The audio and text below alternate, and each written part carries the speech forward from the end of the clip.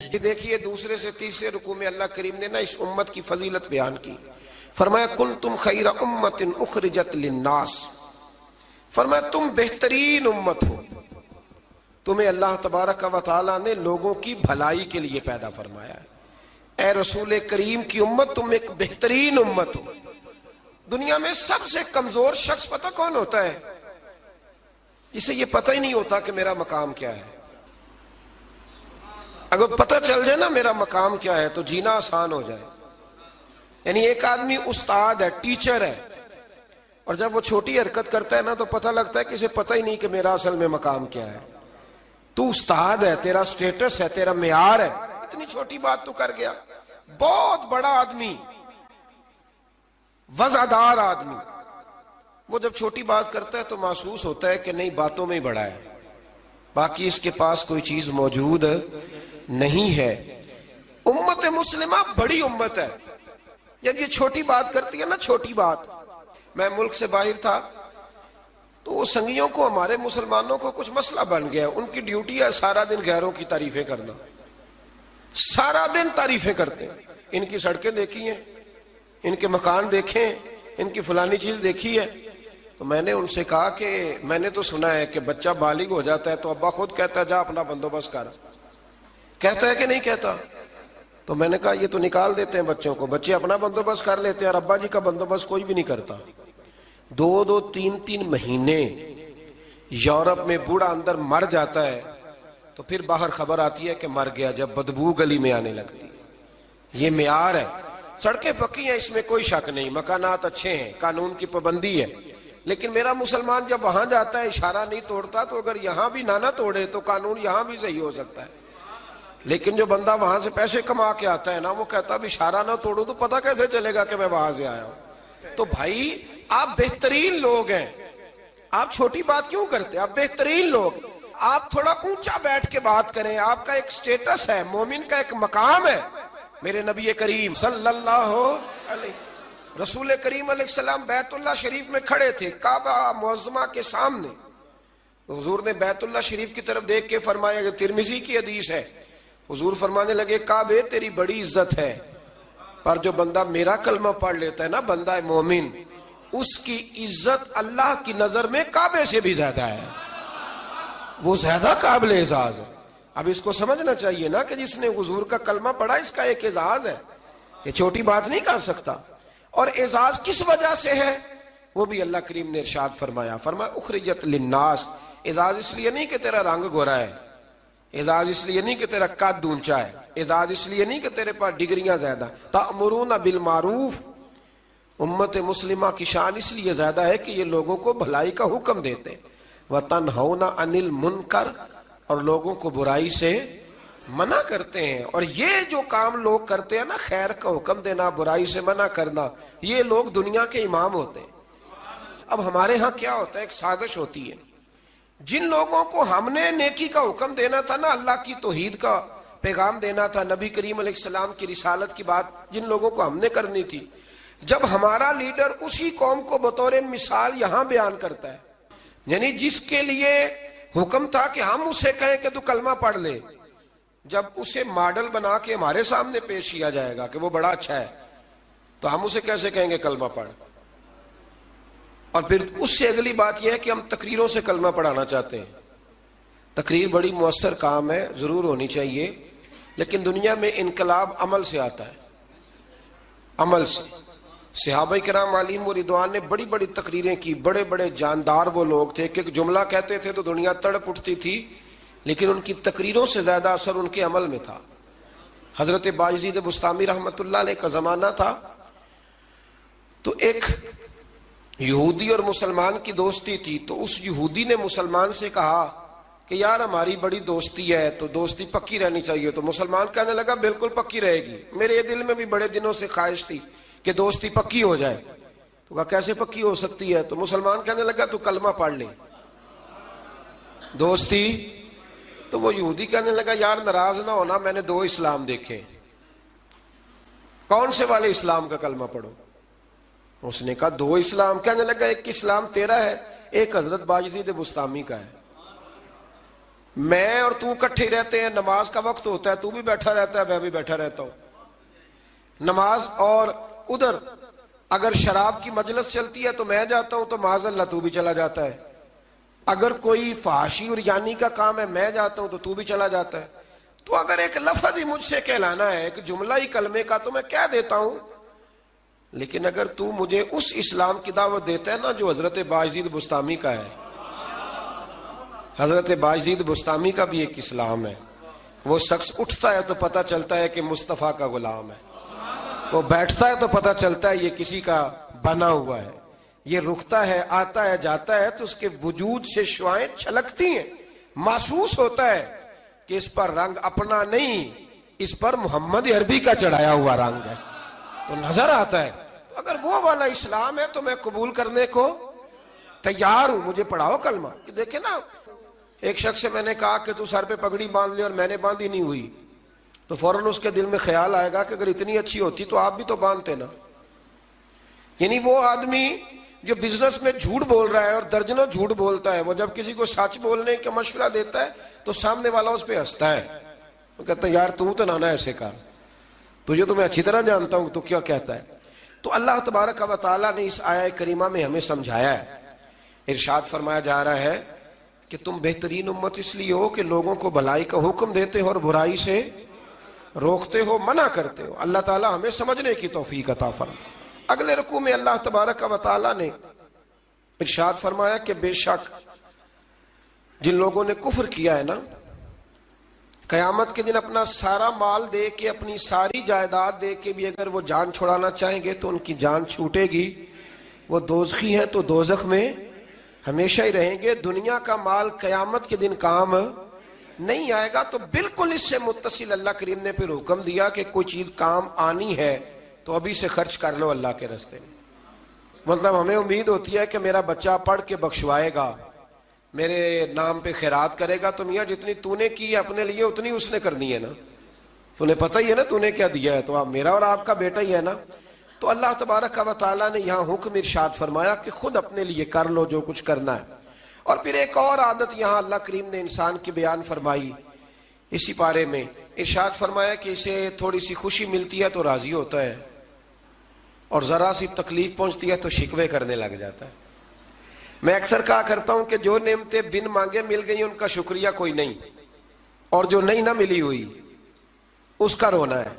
یعنی ایک شخص کے پاس سارا کچھ ہے، بیٹیاں بھی ہیں، جائیداد بھی ہے، مکان بھی ہے، اور تندرستی بھی ہے، علم بھی ہے، بیٹا کوئی نہیں، تو اس سے جب بھی آپ ملیں گے نا تو کہے گا دعا کرو اللہ مجھے بیٹا دے دے۔ تو خدا کے بندے باقی نعمتوں کا بھی تو ذکر کرنا جو اللہ نے دی ہوئی ہے۔ میں کہا کرتا ہوں کہ 360 ہڈیاں وجود میں ہیں، تو جس کا گھٹنا درد کرتا ہے نا، آپ اس سے پوچھیں نا کیا حال ہے، تو 359 کا ذکر نہیں کرتا، وہ جو 60ویں درد کرتی ہے اسی کا نام لیتا ہے، کہتا ہے یہ گھٹنا ٹھیک ہو جائے تو باقی ساری خیر ہے۔ تو اللہ فرماتے ہیں ذرا تکلیف دیں تو یہ شکوے کرنے لگتا ہے، زندگی اپنے رب کے حوالے کر دیں، سکھی ہو جائیں گے۔ آپ یقین کریں، ویسے بھی جان اسی کی ہے، اسی کی ہے، ہم تو اپنی مرضی سے مر بھی نہیں نہ سکتے، اپنی مرضی سے مرے تو خودکشی حرام ہے، اس کی مرضی سے مرے تو وہ شہادت کا درجہ عطا کر دیتا ہے۔ وہ کہتے تم مار ہی نہیں سکتے چونکہ مرے جو میری مرضی سے ہو، لہٰذا اس کے سپرد کر دیں۔ آگے اللہ تبارک و تعالیٰ نے نا جنگ احد میں مسلمانوں کے ساتھ جو معاملہ پیش آیا نا، بظاہر مسلمان تھوڑا سا پیچھے ہٹے، کفر کو وقتی طور پر غلبہ ملا، یہ ذرا تھوڑے تھوڑے مسلمانوں کے حالات خراب ہوتے ہیں تو لوگ پریشان ہو، شاید یہ ہمیشہ کے لیے، ایسا نہیں ہے، بلکہ جہاں بھی آپ پیچھے جاتے ہیں نا، جو آدمی پیچھے جایا کرتا ہے نا وہ تیز دوڑنے کے لیے جایا کرتا ہے، جب وہ پیچھے جاتا ہے تو اس کا مطلب ہے اب تیز دوڑ کے آئے گا، یہ یاد رکھیں۔ اور جب آپ سمجھے نا کہ گھٹن زیادہ ہو گئی ہے تو پھر سمجھ لیں اب آندھی بھی تیز ہی آئے گی، یہ اصول ہے۔ اگر کبھی آزمائش زیادہ آتی ہے تو پھر اللہ آسانی بھی زیادہ عطا فرماتا ہے۔ تو مسلمانوں کو ذرا کمزوری ہوئی تو پریشان ہو گئے، تو رب کریم نے فرمایا پریشان نہ ہو، وہ وقت نہیں تمہیں یاد والا قد نصرکم اللہ ببدر وانتم اذلہ، جب ہم نے تمہاری بدر میں مدد کی تھی حالانکہ تم کمزور تھے، اب تو تم ہزاروں میں ہو، تو 313 تھے، رب نے تمہاری مدد فرمائی تھی۔ فرمایا احد میں اگر مشکل آ گئی ہے تو پریشان نہ ہو، اللہ اگلے میدانوں میں بھی تمہاری ضرور مدد فرمائے گا۔ پھر اسی پارے میں اللہ کریم نے نا دوڑنے کا حکم دیا ہے، فرمایا دوڑو۔ کس طرف؟ فرمایا وَسَارِعُوا إِلَىٰ مَغْفِرَةٍ مِّن رَبِّكُمْ، دوڑو دوڑو دوڑو اپنے رب کی بخشش کی طرف دوڑو۔ اور کدھر دوڑو؟ فرمایا وَجَنَّةٍ أَرْضُهَا السَّمَاوَاتُ وَالْأَرْضُ، اس جنت کی طرف دوڑو جس کی صرف چوڑائی زمین اور آسمان کے برابر ہے۔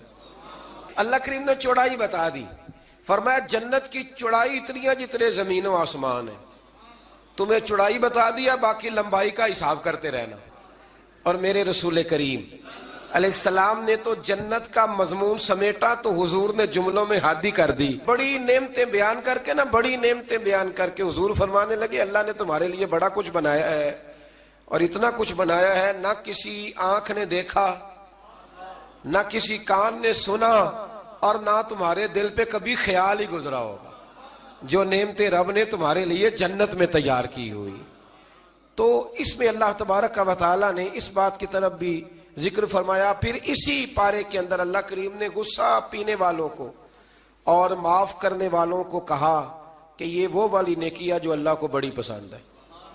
ہمارے زمانے میں غصہ پینے والی عمر آتی کوئی نہیں، چھوٹی عمر میں کہتے ہیں بچہ اس لیے ضدی ہے، جوان ہو جائے تو کہتے ہیں خون گرم ہے، بوڑھا ہو جائے تو کہتے ہیں انہوں پتہ ہی نہیں لگتا۔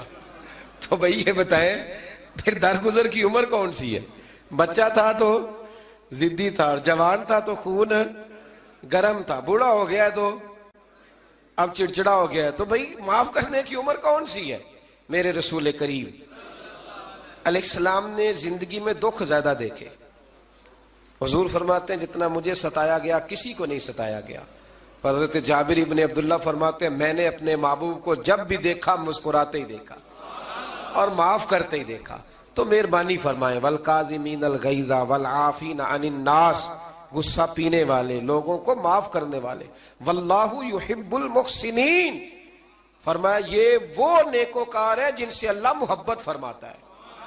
غصہ پینے والوں اور معاف کرنے والوں سے اللہ محبت فرماتا ہے۔ پھر آگے انہی آیات کے اندر اللہ تبارک و تعالیٰ نے مسلمانوں کو یہ حکم دیا ہے کہ جب تم سے کوئی غلطی ہو جائے، جب تم بھول جاؤ تو پھر تم اپنے رب کی بارگاہ میں معافی مانگو، اور جب تم معافی مانگو گے اللہ تبارک و تعالیٰ اپنے فضل سے تمہیں معاف فرما دے گا۔ پھر اللہ تبارک و تعالیٰ نے بڑی شرح و بسط کے ساتھ اس بات کا ذکر فرمایا، تفصیل کے ساتھ۔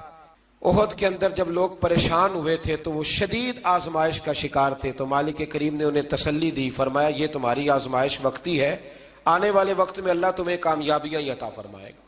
احد کے بعد پھر جتنا بھی جہاد ہوا سب میں میرے رب نے کامیابیاں عطا فرمائی۔ پھر اسی پارے میں اللہ تبارک و تعالیٰ نے آیت نمبر 159 کے اندر رب کریم نے نبی کریم علیہ السلام کی سیرت کا ایک خاص پہلو بیان فرمایا ہے، حضور کی سیرت کا، زندگی کا ایک خاص عنصر بیان کیا، اور اللہ کریم نے فرمایا محبوب اللہ کی کیسی رحمت ہوئی کہ آپ اپنے غلاموں کے لیے نرم دل ہو گئے۔ یہ اللہ تعالیٰ کی کیسی رحمت من اللہ لنت لہم، آپ ان کے لیے نرم دل ہو گئے۔ وَلَوْ كُنْتَ فَظًّا غَلِيظَ الْقَلْبِ، اگر آپ سخت دل ہوتے یا سخت مزاج ہوتے، لَانْفَضُّوا مِنْ حَوْلِكَ، تو یہ آپ کے پاس سے بکھر جاتے، یہ بیچارے آپ کے پاس پھر بیٹھ سکتے۔ یہ سخت مزاج جو آدمی ہوتا ہے اس کے پاس لوگوں کا جمع غفیر نہیں ہوتا، اس کے پاس سے لوگ ٹوٹنے لگ جاتے۔ اچھا وہ اور چکر میں پڑ جاتا، کہتا دیکھا میرا روب، کوئی میرے پاس نہیں بیٹھتا، کسی کی جرت ہے میرے پاس بیٹھے؟ میں نے کہا روب نہیں جناب، آپ مان کیوں نہیں لیتے کہ آپ اخلاقی طور پہ بڑے کمزور ہیں؟ آپ کے اپنے بچے بھی، میں ابا جی کو جانتا ہوں، کئیوں کو جو گھر جاتے ہیں تو بچے چھپتے ہیں اور تسبیح پڑھتے ہیں کہ ابا جی واپس کب جائیں گے گھر سے۔ تو یہ کوئی معیار ہے؟ رسول کریم صلی اللہ تعالی علیہ وسلم کی طبیعت کے اندر وہ خاصیت تھی کہ ہر چھوٹا بڑا میرے محبوب کی بارگاہ میں جا کے اپنا دکھڑا سنا لیا کرتا۔ حضور معاف کرتے تھے، نبی پاک محبت فرماتے تھے، تو اپنی زندگی کے اندر وہ سارے معاملات پیدا کریں۔ ہم خوابوں کی دنیا میں زندہ رہتے ہیں کہ چلو ٹھیک ہے جی میرا بڑا روب چل رہا ہے، کوئی آدمی میرے قریب نہیں بیٹھتا، تو یہ کوئی کمال نہیں۔ نبی پاک علیہ السلام کی سیرت کا کمال یہ ہے کہ حضور تک رسائی آسان تھی، ہر آدمی اپنی بات بڑی آسانی کے ساتھ حبیب کریم کی بارگاہ میں عرض کر لیتا تھا۔ ایک آیت ہے جی جو آپ نے بڑی ضروری یاد رکھنی ہے، یہ آیت نمبر 179 ہے، اس پر آپ نے ضرور توجہ کرنی ہے، ضرور غور کرنا ہے۔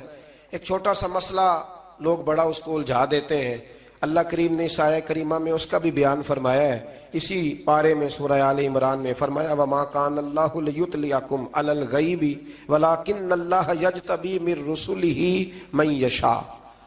فرمایا اللہ کی یہ شان نہیں کہ عام لوگوں کو غیب کا علم دے، لیکن اپنے رسولوں میں سے جسے چاہتا ہے اسے چن لیتا ہے۔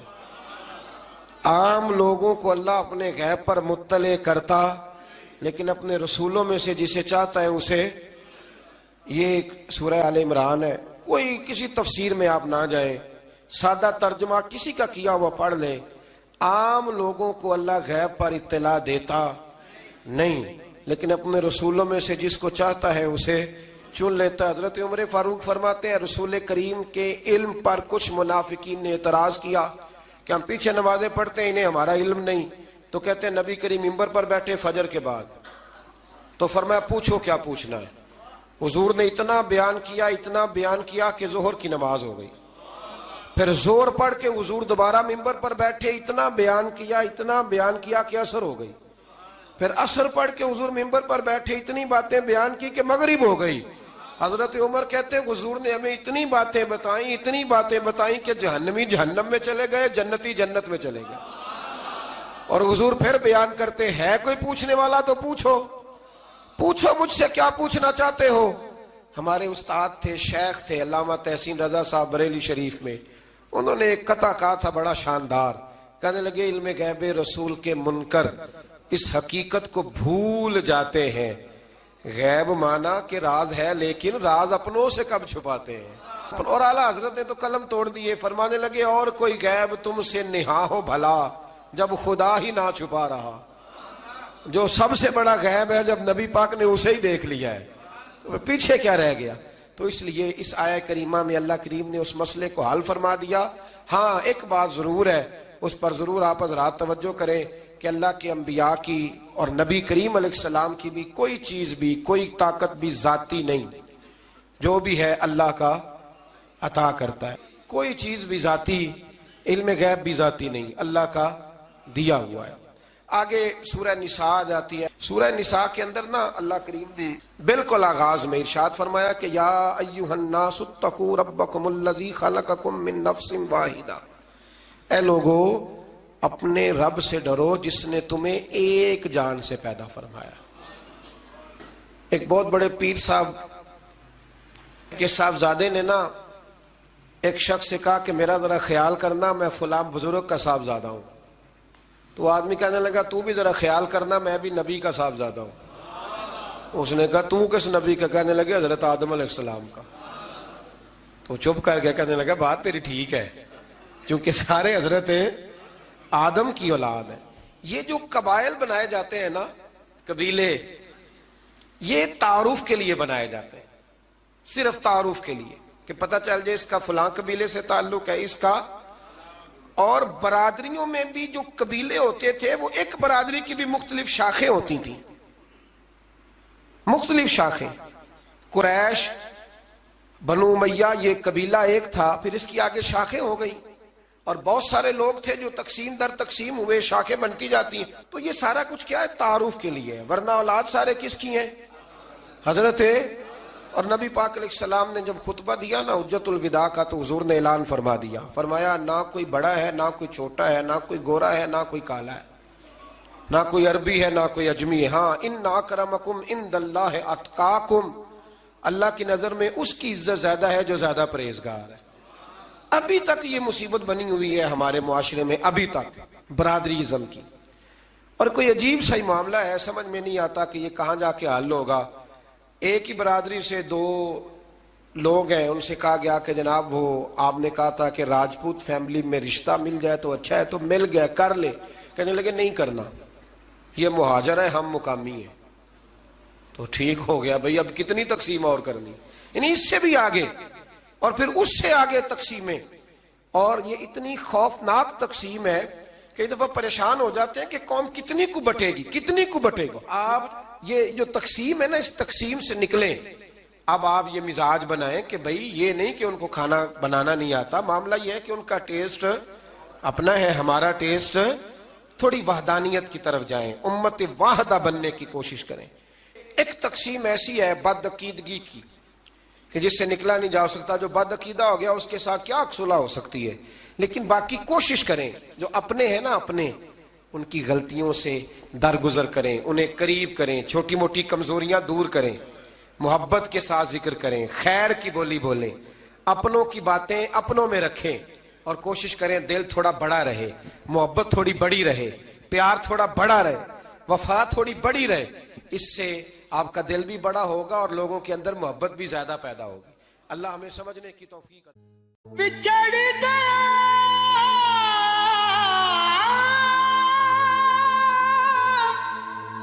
میرے دل دا جانی،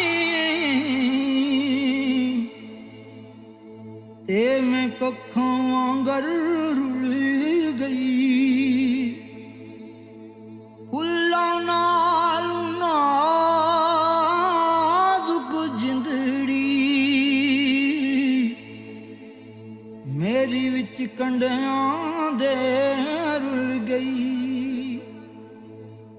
کم سجنا دے مار مکا